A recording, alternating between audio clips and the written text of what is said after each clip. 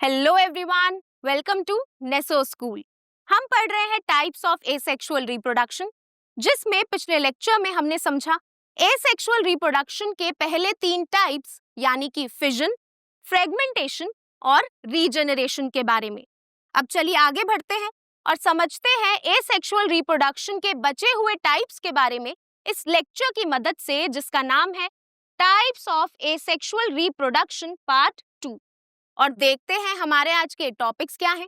हमारा आज का एक ही टॉपिक होगा जो है टाइप्स ऑफ एसेक्सुअल रिप्रोडक्शन। इस टॉपिक में हम समझेंगे एसेक्सुअल रिप्रोडक्शन के बचे हुए टाइप्स के बारे में, और इसके बाद हम समझेंगे आपकी बुक में दिए गए मोर टू नो बॉक्स में टिश्यू कल्चर के बारे में। और ये टॉपिक आपके बुक में यहाँ पर और इसके नेक्स्ट पेज पे और इसके भी नेक्स्ट पेज पे यहाँ तक दिया हुआ है। तो जैसा कि हम समझ चुके हैं, एसेक्सुअल रिप्रोडक्शन एक ऐसा रिप्रोडक्शन है जिसमें पेरेंट ऑर्गेनिज्म अपने ही जैसे सिमिलर ऑर्गेनिज्म को बर्थ देता है, जन्म देता है। और एसेक्सुअल रिप्रोडक्शन में सिंगल पेरेंट ही इन्वॉल्व होता है। अब जैसा कि हमने पिछले लेक्चर में समझा था, अलग अलग टाइप के ऑर्गेनिजम्स अलग अलग तरीकों से एसेक्सुअली रिप्रोड्यूस करते हैं। कुछ ऑर्गेनिज्म फिजन परफॉर्म करते हैं, कुछ ऑर्गेनिज्म फ्रेगमेंटेशन या फिर रीजनरेशन परफॉर्म करते हैं। अब चलिए आगे बढ़ते हैं और समझते हैं एसेक्सुअल रिप्रोडक्शन के फोर्थ टाइप यानी कि फोर्थ मेथड के बारे में, जो है बडिंग।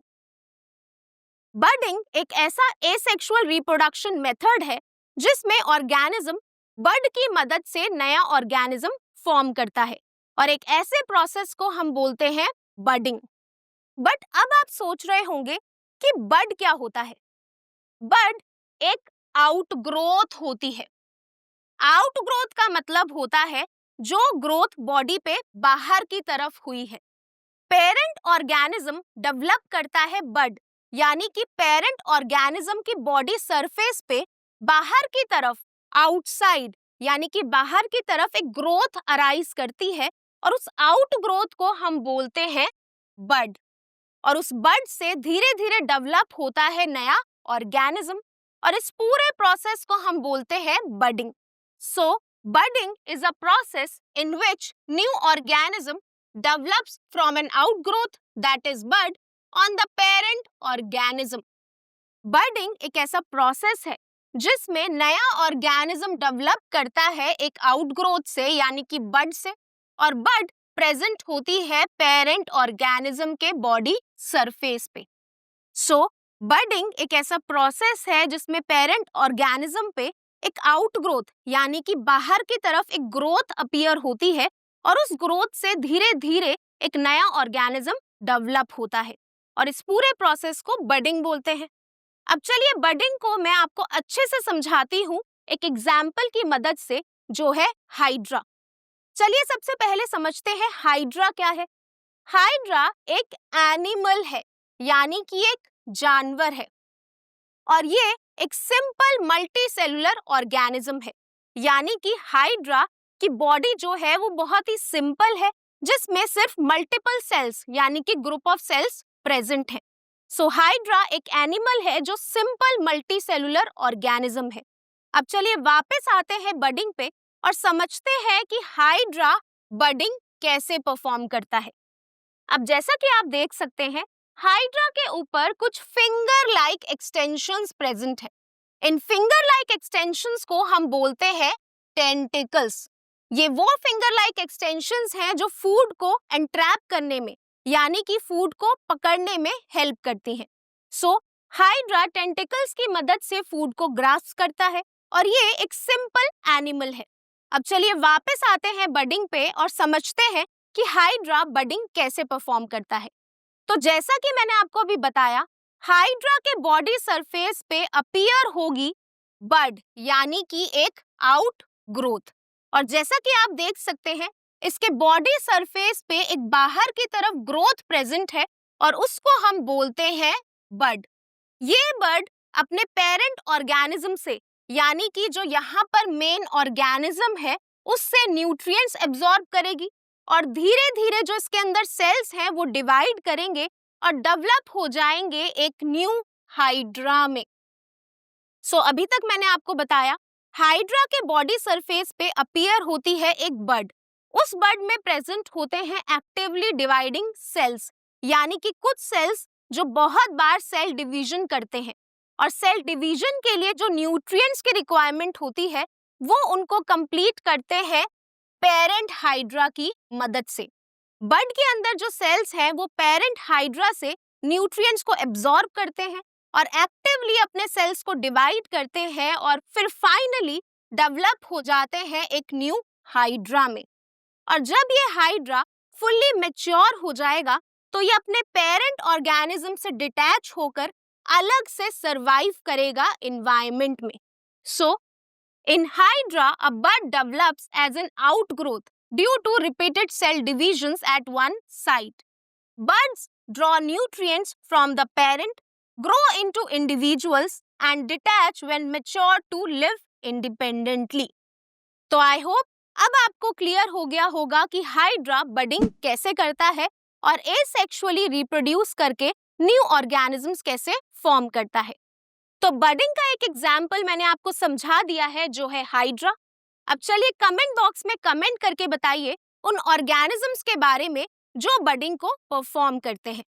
अब चलिए आगे बढ़ते हैं और समझते हैं एसेक्सुअल रिप्रोडक्शन के फिफ्थ टाइप के बारे में जो है वेजिटेटिव प्रोपगेशन। वेजिटेटिव प्रोपगेशन, जैसे कि नाम से ही पता चल रहा है, इस टाइप का मेथड देखा जाएगा प्लांट्स में, क्योंकि इस मेथड के नाम में आ रहा है वेजिटेटिव वर्ड, और वेजिटेटिव वर्ड हम यूज करते हैं जब भी हम प्लांट से रिलेटेड टॉपिक्स के बारे में बात करते हैं। वेजिटेटिव प्रोपगेशन एक ऐसा एसेक्सुअल रिप्रोडक्शन का मेथड है जो परफॉर्म करते हैं प्लांट्स। अब जैसा कि हमें पता है प्लांट्स के अलग अलग पार्ट्स होते हैं, जैसे कि रूट्स, स्टेम्स, लीव्स। तो प्लांट का वो पार्ट जो ग्रो कर कर एक नए प्लांट को डेवलप करने के केपेबल होता है, उस पार्ट को बोलते हैं वेजिटेटिव प्रोपग्यूल, और उस प्रोसेस को बोलते हैं वेजिटेटिव प्रोपगेशन। यानी कि प्लांट का वो पार्ट जो डेवलप कर कर ग्रो करके एक नया प्लांट फॉर्म करेगा, उस पार्ट को हम बोलते हैं वेजिटेटिव प्रोपग्यूल, और उस पूरे प्रोसेस को हम बोलते हैं vegetative propagation. It is a process in which many parts of the plants such as roots, stems and leaves can grow into new plants under suitable conditions.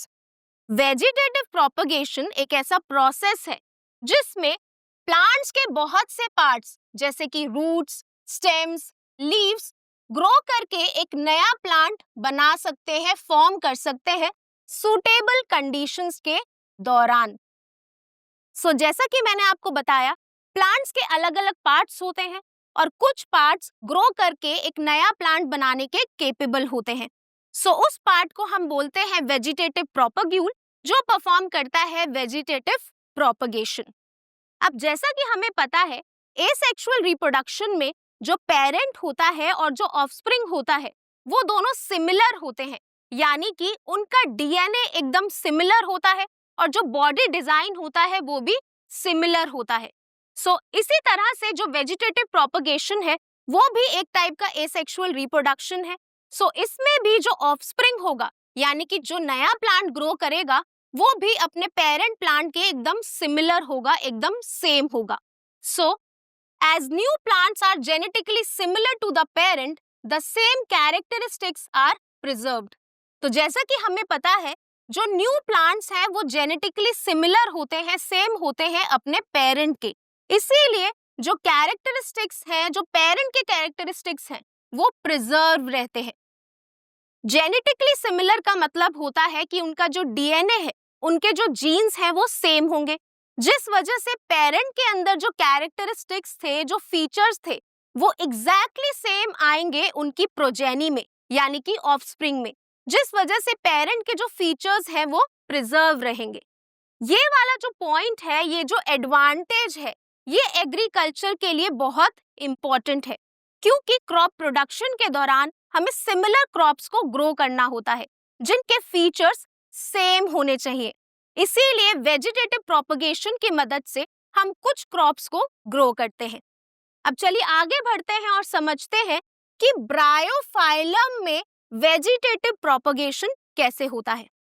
तो जैसा कि आप देख सकते हैं, यहाँ पर मैंने ब्रायोफाइलम की लीफ की इमेज ली है, जिसके ऊपर प्रेजेंट है कुछ बर्ड्स।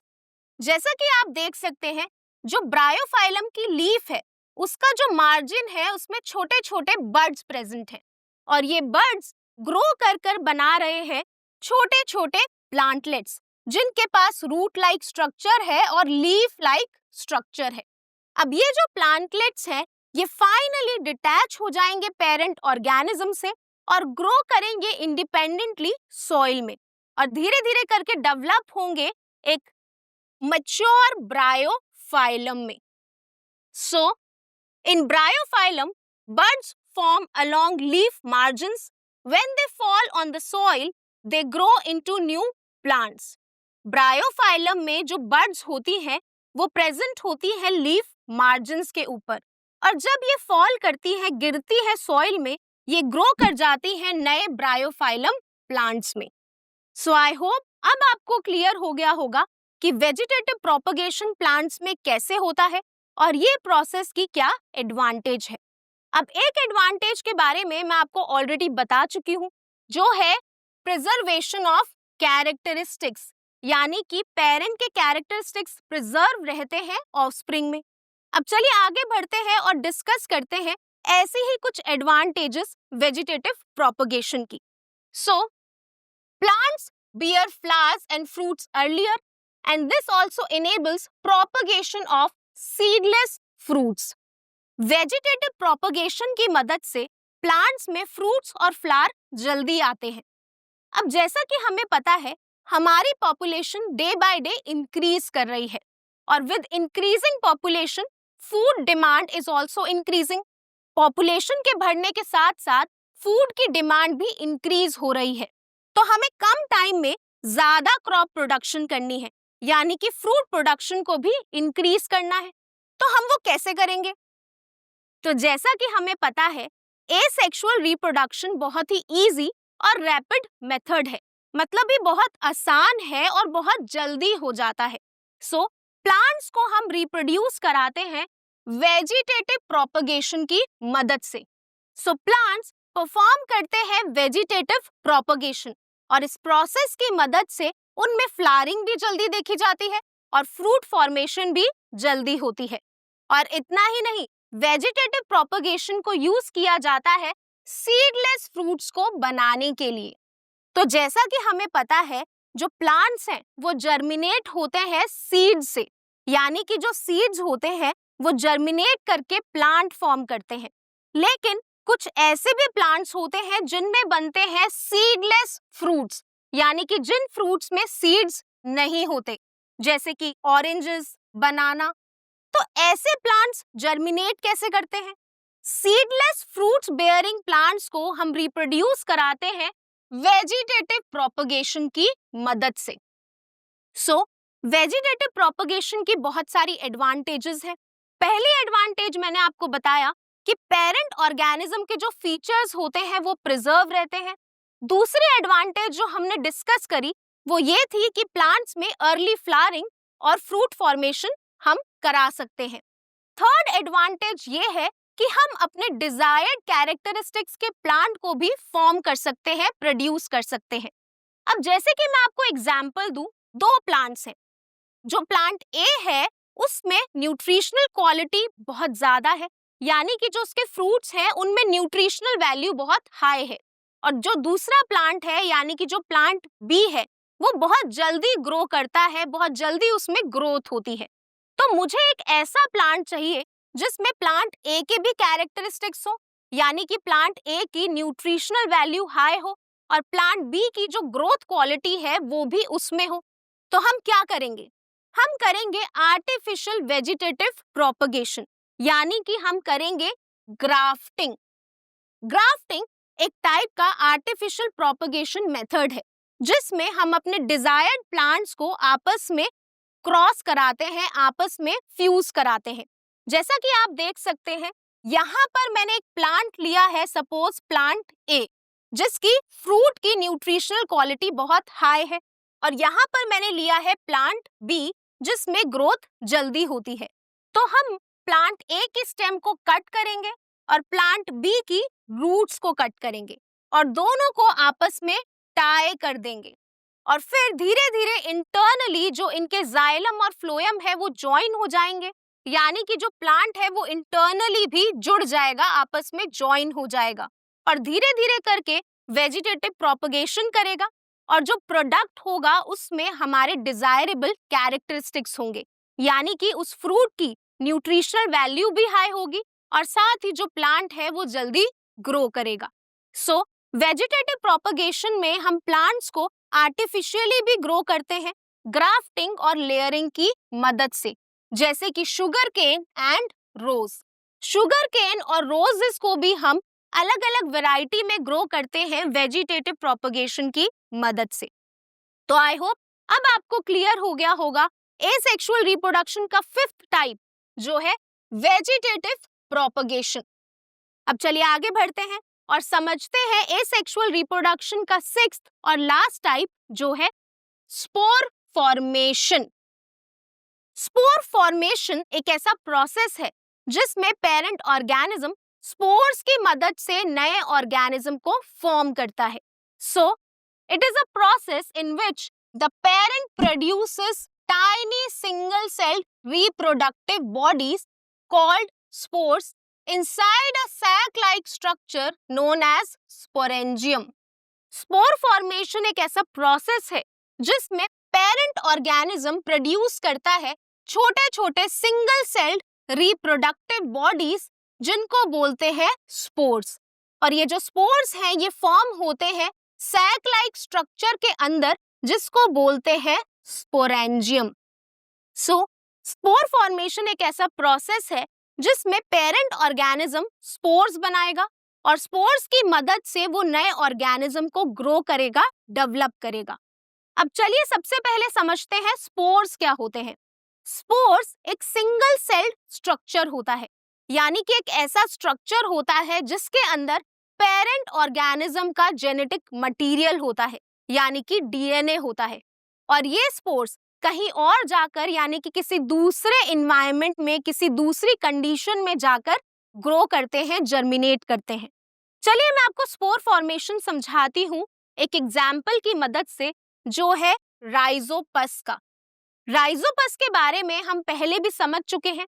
इसको हम ब्रेड मोल्ड भी बोलते हैं और ये एक टाइप का फंगी है। और जैसा कि आप देख सकते हैं राइजोपस का जो स्ट्रक्चर है उसके ऊपर छोटे छोटे सैक लाइक यानी कि बलून लाइक स्ट्रक्चर्स हैं। इन बलून लाइक इन सैक लाइक स्ट्रक्चर्स को बोलते हैं स्पोरेंजियम। ये जो सैक लाइक स्ट्रक्चर्स हैं इनके अंदर बनते हैं छोटे छोटे सेल्स जिनको बोलते हैं स्पोर्स। सो राइजोपस के अंदर प्रेजेंट होते हैं छोटे छोटे सैक्स जिनको बोलते हैं स्पोरेंजियम और इन सैक के अंदर बनते हैं कुछ सेल्स जिनको बोलते हैं स्पोर्स। तो जैसे ही जो स्पोर्स है वो मैच्योर हो जाएंगे, जो स्पोरेंजियम है वो बर्स्ट होगा और ये जो स्पोर्स है ये एयर में जाकर कहीं और जाके जर्मिनेट होंगे into a new organism. So when the sporangium burst spores are released into the air. जैसे ही स्पोरेंजियम बर्स्ट करता है जो स्पोर्स हैं वो एयर में रिलीज हो जाते हैं and under favorable conditions spores germinate and grow into a new organism।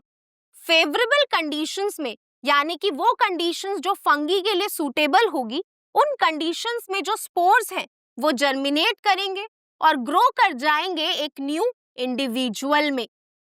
So spore formation एक ऐसा process है जिसमें parent organism spores बनाता है sporangium के अंदर और स्पोर्स वो स्ट्रक्चर होते हैं जिनके अंदर पेरेंट ऑर्गेनिज्म का डीएनए होता है। तो जैसे ही स्पोर्स मैच्योर होते हैं ये एयर में रिलीज हो जाते हैं और कहीं और जाकर जर्मिनेट करते हैं एक नए ऑर्गेनिज्म में। अब ये जो स्पोर फॉर्मेशन का प्रोसेस है ये सिर्फ राइजोपस ही नहीं करता, और भी ऑर्गेनिजम्स करते हैं, जैसे कि फर्न्स एंड मॉसेस। फर्न्स और मॉसेस एक टाइप के प्लांट्स हैं जो हमें नॉर्मली भी देखने को मिल जाते हैं, जैसे कि जो फर्न्स हैं वो अपने घर में हम यूज करते हैं एज ऑर्नामेंटल प्लांट्स, यानी कि घर में सजावट के लिए भी हम फर्न्स को यूज करते हैं। और जो मॉसेस हैं वो हमें देखने को मिलते हैं ठंडी जगहों पे जहां पर मॉइस्चर प्रेजेंट होता है, जैसे कि जब हम पहाड़ पे जाते हैं यानी कि हिली एरियाज में जाते हैं और रिवर साइड पर जो रॉक्स प्रेजेंट होते हैं उन पे छोटे छोटे प्लांट्स प्रेजेंट होते हैं और इन प्लांट्स को हम बोलते हैं मॉस। सो फर्न्स और मॉसेस भी स्पोर फॉर्मेशन के थ्रू ही रिप्रोड्यूस करते हैं। सो आई होप अब आपको क्लियर हो गया होगा कि स्पोर फॉर्मेशन क्या होता है और ऐसे कौन से ऑर्गेनिजम्स हैं जो स्पोर फॉर्मेशन के थ्रू रिप्रोड्यूस करते हैं। सो इसी के साथ हमारे remaining 3 types of asexual reproduction भी कंप्लीट होते हैं, जिसमें हमने समझा बडिंग, वेजिटेटिव प्रोपगेशन और स्पोर फॉर्मेशन के बारे में। अब चलिए आगे बढ़ते हैं और समझते हैं आपकी बुक में दिए गए मोर टू नो बॉक्स को। आपके बुक में मोर टू नो बॉक्स में दिया गया है टिश्यू कल्चर के बारे में। तो चलिए सबसे पहले समझते हैं टिश्यू का क्या मतलब होता है और कल्चर का क्या मतलब होता है। टिश्यू का मतलब होता है ग्रुप ऑफ सिमिलर सेल्स, यानी कि जब सिमिलर सेल्स आपस में ग्रुप बना लेते हैं तो उस स्ट्रक्चर को हम बोलते हैं टिश्यू। और कल्चर का मतलब होता है ग्रो करना। सो टिश्यू कल्चर एक ऐसा प्रोसेस है जिसमें हम आर्टिफिशियली यानी कि लेबोरेटरी में टिश्यू को ग्रो करते हैं और स्पेसिफिकली प्लांट टिश्यू को ग्रो करते हैं। बट हम टिश्यू कल्चर क्यों करते हैं, इसकी जरूरत क्या होती है। अब सपोज मैं आपको एक सिचुएशन देती हूँ। हमारे पास एक प्लांट है जिसके सारे फीचर्स बहुत अच्छे हैं, यानी कि उसमें फ्लावरिंग भी बहुत जल्दी होती है, उसके जो फ्रूट्स होते हैं उनकी न्यूट्रिशनल वैल्यू भी बहुत हाई होती है और ग्रोथ भी अच्छी होती है और जल्दी होती है। लेकिन सपोज वो प्लांट खराब हो जाता है, उसको कोई डिजीज हो जाती है, तो हम उसके फीचर्स को कैसे प्रिजर्व करेंगे। उस प्लांट में से हम निकालेंगे एक्टिवली डिवाइडिंग सेल्स। जैसा कि हम क्लास 9th में पढ़ चुके हैं, प्लांट के अंदर एक टिश्यू प्रेजेंट होता है जिसको बोलते हैं मेरिस्टेमेटिक टिश्यू। ये वो टिश्यू है जिसके अंदर सेल्स कंटिन्यूअसली डिवाइड करते हैं और ग्रो करते हैं। सो टिश्यू कल्चर में हम प्लांट में से निकालते हैं एक्टिवली डिवाइडिंग सेल्स, यानी कि वो सेल्स जो कंटिन्यूअसली ग्रो करते हैं, और ये सेल्स मोस्टली प्रेजेंट होते हैं स्टेम की टिप पर। सो हम इन सेल्स को निकालकर ट्रांसफर कर देते हैं एक कल्चर मीडियम में, यानी कि एक ऐसे मीडियम में जिसमें न्यूट्रिएंट्स होंगे और वो सारी सुटेबल कंडीशंस होंगी जो प्लांट को रिक्वायर्ड होती है ग्रो करने के लिए।